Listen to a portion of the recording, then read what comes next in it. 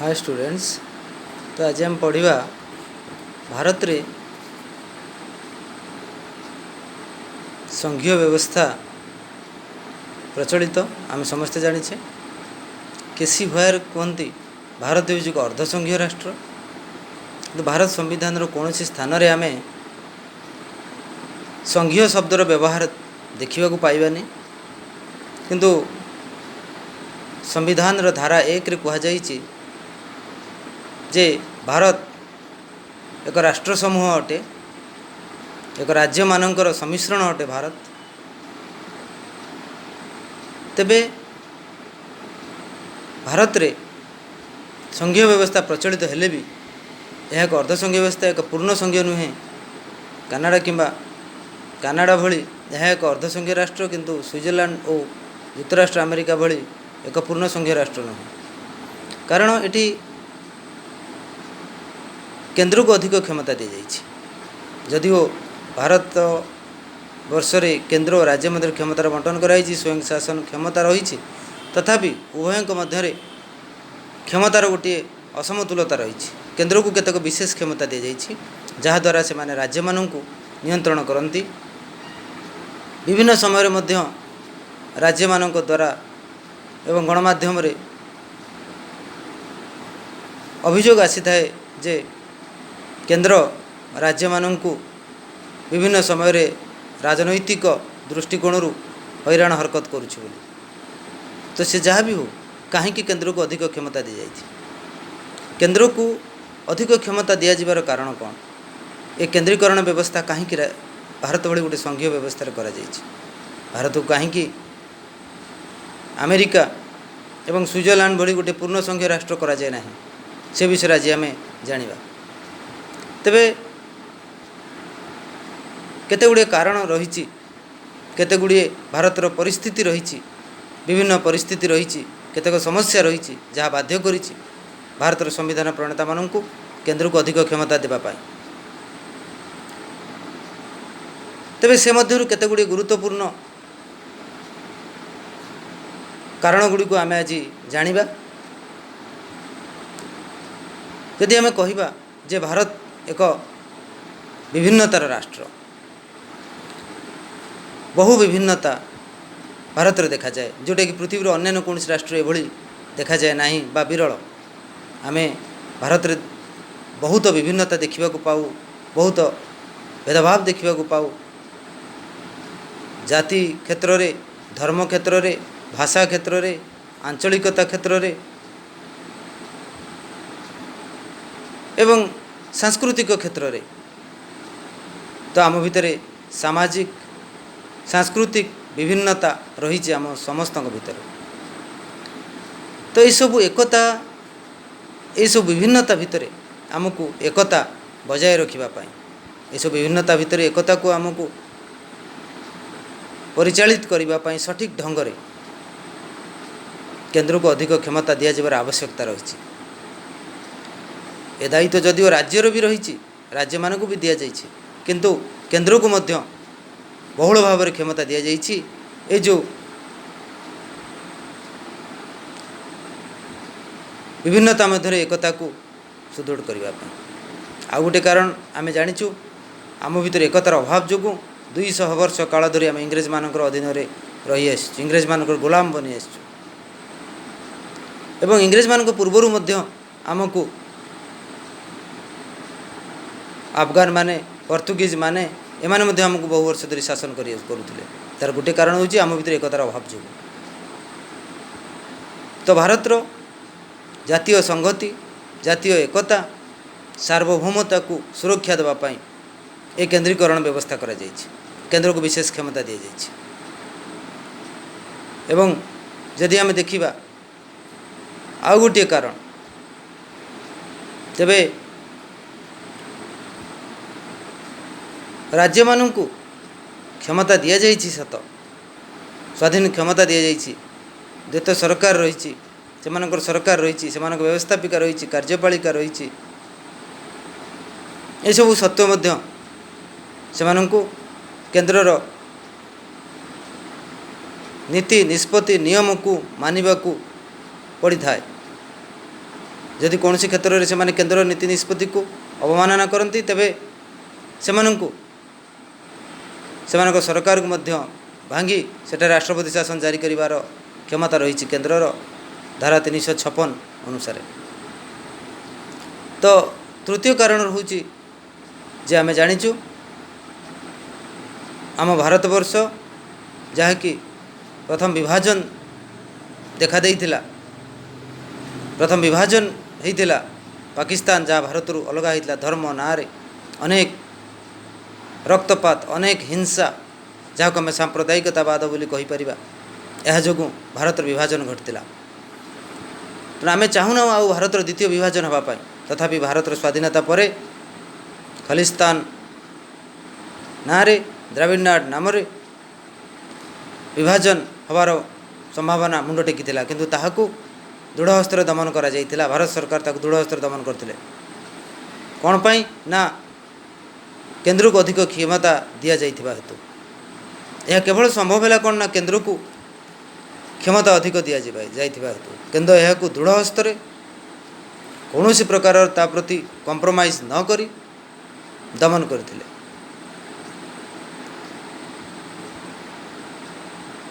तो भारतर एकता संहति इत्यादि पाई केन्द्रीकरण व्यवस्था करा जाइछि। आहुरी कौन ना भारतर द्रुत जातीय विकास, भारतर द्रुत प्रगति पाई केन्द्र को मध्य क्षमता दि जाइछि, केन्द्र को अधिक क्षमता प्रदान करा जाइछि, जहाँद्वारा कि भारतर अर्थनैतिक विकास हो पारिबो। कारण भारत स्वाधीनता बेलू को बहुत पछरे रही खाद्याभाव थिला, मुंड पिछा आय बहुत कम थिला, विभिन्न स्वास्थ्यगत समस्या रही थिला, अनेक समस्यार गदा उपरे भारत रही स्वाधीनता बेलू को। तो ये सब समस्यार आशु समाधान पाई ये सब समस्या को खूब शीघ्र समाधान करी भारत को उन्नतिर स्वाद चखैबा पाई, भारतर द्रुत विकास पाई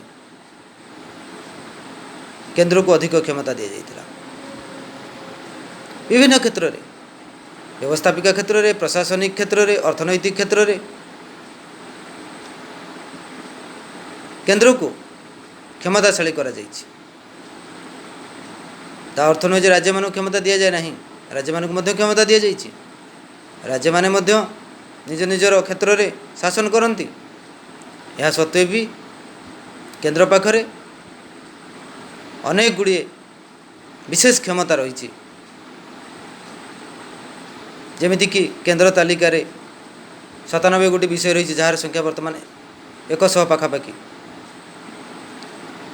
जमीक जुग्म तालिकार 47 विषय थे यहाँ वृद्धि पाई 52 विषय परिणत है एवं राज्य तालिकार संख्या ह्रास पाइबाकु लगी, जो 66 विषय थे वर्तमान यह ह्रास पाउछि। कौन पाई ना केन्द्रीकरण आभिमुख्य पाई एपरी होउछि। आमे जानिचे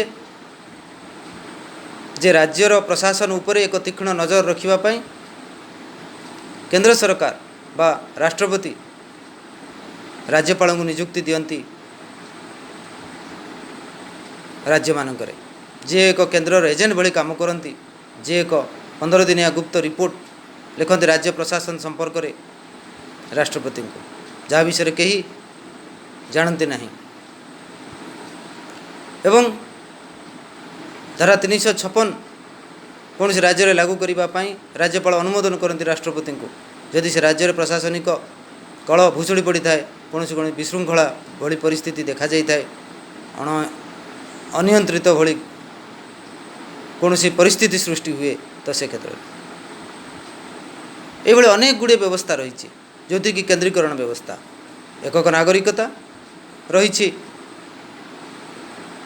गोटे नागरिकर गोटे नागरिकता है भारतवर्ष रे, किंतु आम जाचु जे युक्तराष्ट्र अमेरिका स्विट्जरलैंड गोटे नागरिकर 2टा नागरिकता रही है, सी ता प्रदेशर नागरिक एवं द्वितीय सी तार राष्ट्र नागरिक सार्वभौम राष्ट्र नागरिक। किंतु भारत क्षेत्र में एभली द्वैत नागरिकता नहीं, जहाँ एक संघीय नियम, किंतु यह देखा जाए जेहेतु भारत एक अर्धसंघीय राष्ट्र, एटी मध्य एकक नागरिकता गोटे नागरिक रही सी हूँ केवल से राष्ट्र नागरिक से प्रदेश नागरिक नुहे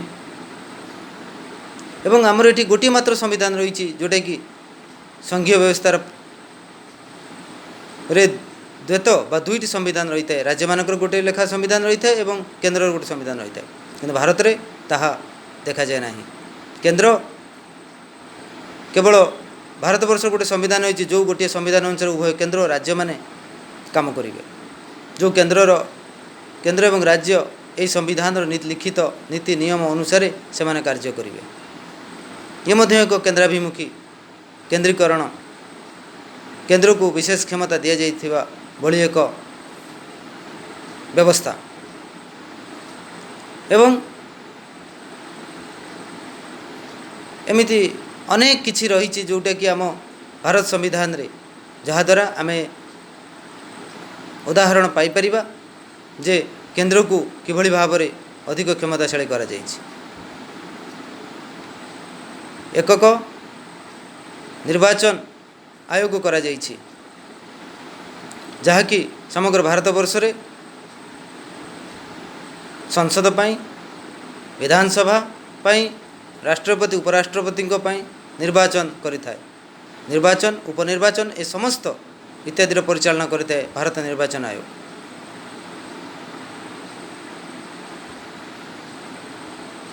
एभली भाव में आम देखा पाई था जे भारत रे केन्द्रीकरण व्यवस्था तेणु कहीं केन्द्रीकरण कहीं केन्द्र क्षमता दि जाइछि यह आम जानिले एवं आमर केतेक परिस्थिति बाध्य करिछि केन्द्र को अधिक क्षमता देवाई जहाँ मु कहली आमर भौगोलिक परिस्थिति आमर अर्थनैतिक परिस्थिति आमर राजनैतिक परिस्थिति आमर सामाजिक परिस्थिति आमर विभिन्नता ए सबु किछि आमको बाध्य करिछि जे केन्द्र को अधिक क्षमता देवाई केन्द्र को क्षमताशाली करने राज्य तुलन में जहाद्वारा कि भारत वर्ष को एक उन्नत भारत में परिणत कर भारतर एकता को मजबूत कर भारत को गोटे मजबूत श्रेष्ठ शक्तिशाली भारत में परिणत करने केन्द्र को विशेष क्षमता अर्पण करा तेणु यार आवश्यकता रही यह आम कहीपर ना जे भारत एक अर्धसंघीय राष्ट्र कौन भूल रही कौन त्रुटि रही भारत क्षेत्र में ए अर्धसंघीय व्यवस्था आवश्यकता बहुल भाव रही एवं 100% रही जहाँ को आम अनुभव करूँ नचेत भारत में एकता देखादेव ना भारत में अनेक गुड़िए आभ्यंतरीण विशृंखला मुंड टेक जहाँ को सरकार जहाँ को राज्य माने नियंत्रण करने संभवपर हो पारे ना जमीक नक्सल समस्या माओ समस्या जमीक उत्तर भारत में जमीक तो उत्तर पूर्वांचल उत्तर पूर्वांचल में देखा देइथिबा जो उल्फा बोडो नागा भली विभिन्न समस्या रही ए सबूर समस्या को राज्य माने दमन करि परिबे नाही तो केन्द्र अनेक समय निजर सहायतार हाथ बढ़ई थाए कौन आभ्यंतरीण विशृंखला देखादेले जहाँ को राज्य नियंत्रण करने संभव नुहंती जदि कौन दैवी दुर्विपाक इत्यादि बन्या बात्या मरुड़ी भूकंप भली समस्या समय रे केन्द्र निजर सहायतार हाथ बढ़ई थाए केन्द्र राज्य मानू देई थाए आर्थिक अनुदान आर्थिक सहायता राशि प्रदान करि थाए विभिन्न अनग्रसर पछुआ दारिद्र्य राज्य मानू केन्द्र विशेष पांठि प्रदान करि थाए उत्तर पूर्वांचल जो माने कि अनग्रसर आदिवासी अध्युषित अंचल दारिद्र्य अंचल इत्यादि को विशेष पांठि प्रदान करे केन्द्र तेणु केन्द्र बहुत समय रे निजर साहाय्यर हाथ बढ़ई थाए राज्य मानू यह सबु सत्वे भी राज्य मानकर केन्द्र विरोध में अनेक समय रे अभियोग आसी थाए जे केन्द्र अजथारे राज्य मानक ऊपर हस्तक्षेप करुच्ची राज्य मानकर क्षमतार हस्तक्षेप करुच्ची धारा 356 अपव्यवहार होउची यह आम देखा पाऊँ राजनैतिक दृष्टि धारा 356 को व्यवहार करा जाउची राज्य मानक आर्थिक अनुदान देवा समय पातर अंतर करा जाउची जहाँकि हेबा अनुचित तेणु ये हूँ संघीय व्यवस्था, भारतर संघीय व्यवस्था। भारत गोटे अर्धसंघीय राष्ट्र होइथिले भी केंद्र और राज्य मानक मध्य एक उत्तम संपर्क रही। अनेक समय राज्य माने केंद्र को सहयोग करिथांती केंद्रीय कार्य को करिबा पाई, जेमिति कि जनगणना, निर्वाचन इत्यादि। तेबे केंद्र मध्य सहयोग करते राज्य मानक, राज्य माने मध्य केंद्र को सहयोग करथांती। ए क्षेत्र में कहबा केंद्र और राज्य मध्य गोटे सहयोगितामूलक एक सहयोगितामूलक संपर्क केंद्र राज्य मध्य गढ़ी उठा उचित, जहाँ आम कोऑपरेटिव फेडरलिज्म बोली कहुए, सहयोगितामूलक संघीयवाद बोली कहुए। नहले संघीय व्यवस्था सठिक भाव में चली पारिबा नाही। केंद्र राज्य मध्य सब बेले विवाद देखादेव। कोऑपरेटिव फेडरलिज्म गणतंत्र गोटे अंग, गणतंत्र गोटे अविच्छेद्य अंग, जहाँ भितर केंद्र राज्य मध्य सहयोगिता रहिबो। केंद्र राज्य को सहयोग करिबो एवं राज्य माने मध्य केंद्र को विभिन्न समय सहयोग करिबो, जहाँद्वारा कि गणतंत्र गाड़ी सठिक भाव में परिचालित हो पारिबो। तो यही परिप्रेक्षी कहवा पड़ो भारतर संघीय व्यवस्था विश्वर एक अद्वितीय, एक अनन्य, एक नूतन और उदाहरण सृष्टिकारी संघीय व्यवस्था। जदिव आमे कहूँ जे भारतीय संघीय व्यवस्थार आकार होउची संघीय, तार आकृति होउची संघीय, किंतु तार प्रकृति होउची ऐकिक। भारतीय संघीय व्यवस्थार गठन होउची संघीय, किंतु यार आत्मा होउची ऐकिक। किंतु जहाँ भी करा जाइछि ता निश्चित रूपे भारतर जातीय स्वार्थ को, भारतर एकता संहति को मजबूत पाई, उन्नत भारत पाई, विकसित भारत पाई, विभिन्नता भितर एकतार प्रतिष्ठा पाई यह सब करा जाइछि। तेणु भारतर पारिपार्श्विक अवस्था, भौगोलिक परिस्थिति यह बाध्य करिछि भारत को गोटे अर्धसंघीय राष्ट्र में परिणत करने। एथिरे अनेक गुड़े ऐकिक लक्षण रही, जहाँ मुझे कही सारी। संघीय लक्षण रही एवं ऐकिक लक्षण रही। संघीय लक्षण भितर कहुई लिखित संविधान रही, क्षमतार बंटन होइछि, संविधानर सर्वोच्चता रही एवं एकक संघीय न्यायपालिका व्यवस्था रही। संघीय विवादर समाधान करने केंद्र राज्य मध्य कौन विवाद देखादेले केंद्र राज्य मध्य नदी जल बंटन को हो कि कौन उपत्यका हो बा सीमा को लेकिन विवाद देखादेले ए समस्त संघीय समस्यार समाधान उच्चतम न्यायपालिका निरपेक्ष भाव में समाधान करें। तेणु संघीय लक्षण अनेक गुड़े संघीय लक्षण भारत संविधान रही। उभय मध्य क्षमतार बंटन होती, लिखित संविधान रही। भारतर संविधान मध्य एक अनमनीय संविधान। भारत संविधान समस्त संघीय नीति नियम गुड़ी को केंद्र राज्य माने मिलित भाव में समाधान करती, संशोधन करती। केंद्र एकाकी करे नहीं कि राज्य एकाकी करे नहीं। तेणु संघीय नीति नियम, संविधान और संघीय नीति नियम गुड़िकर संशोधन परिवर्तन केंद्र और राज्य माने मिलित भाव में करिथांती, जहाँद्वारा कौन विवाद देखा दिए ना। तेणु ये हूँ भारतीय संघीय व्यवस्था, एक महान संघीय व्यवस्था विश्वर, जहाँकि कानाडार संविधान अणा जाइछि सत्य, केवल भारतर विभिन्न कारण जो यह आम संविधान रे स्थान दि जाइछि एवं यह आहरी उन्नत करा जाइछि। विभिन्न नीति नियम, नूतन नीति नियम को स्थान दि जाई करा जाइछि। भारत संविधान रो 7म अनुच्छेद रे ये जो संघीय व्यवस्था संपर्क में आलोचना करा जाइछि। तेणु आमे कहिपारिबा जे भारतर संविधान जो भारत को एक अर्धसंघीय राष्ट्र में परिणत करिछि, ताहा एक उत्तम निष्पत्ति रही, ताहा एक उत्तम व्यवस्था रही भारत रे विभिन्नता मध्य एकतार प्रतिष्ठा करने। एतिकरे आजिर क्लास मोर सरुची एवं मोर एक विशेष अनुरोध रोची छात्र छात्री मानू जे मोर चैनल को बहुल भाव में सब्सक्राइब करंतु, लाइक करंतु, शेयर करंतु एवं व्यूज करंतु। मते निजर कमेंट बॉक्स रे दियंतु, जहाँद्वारा मुझे जानीपारि मोर कौन त्रुटि रही, मोर कौन दुर्बलता रही, जहाँ को सुधारी अधिक रु अधिक भल ए शिक्षामूलक भिडियो आपण मानक प्रदान करी। धन्यवाद।